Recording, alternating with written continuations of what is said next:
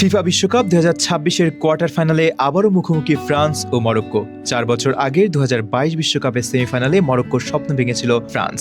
এবার সেই প্রতিপক্ষের বিপক্ষেই প্রতিশোধের সুযোগ পাচ্ছে আফ্রিকার প্রতিনিধিরা। এই বিশ্বকাপে দুর্দান্ত ছন্দে রয়েছে মরক্কো।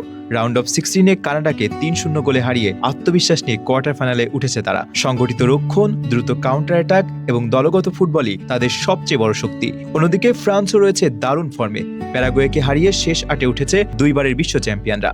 বড় ম্যাচের অভিজ্ঞতা, শক্তিশালী আক্রমণ ভাগ এবং ম্যাচ নিয়ন্ত্রণের সক্ষমতা ফরাসিদের এগিয়ে রাখছে। তবে এই ম্যাচের মূল লড়াই হবে ফ্রান্সের আক্রমণ বনাম মরক্কোর রক্ষণ। একদিকে বলের দখল রেখে আক্রমণ করতে চাইবে ফ্রান্স, অন্যদিকে প্রতিপক্ষের ভুলের অপেক্ষায় থেকে দ্রুত পাল্টা আক্রমণে ভরসা রাখবে মরক্কো। পরিসংখ্যান ফ্রান্সের পক্ষে থাকলেও বিশ্বকাপের অঘটনের ইতিহাস নতুন নয়, তাই শক্তিতে এগিয়ে থাকলেও মরক্কোকে এক মুহূর্তের জন্যও হালকাভাবে নেওয়ার সুযোগ নেই। সব মিলিয়ে এটি হতে যাচ্ছে কৌশল, ধৈর্য এবং স্নায়ু লড়াই। 2022 সালে সেই পরাজয়ের প্রতিশোধ কি নিতে পারবে মরক্কো, নাকি আবারও অভিজ্ঞতার জোরে সেমিফাইনালে উঠবে ফ্রান্স? উত্তর মিলবে মাঠের 90 মিনিটেই।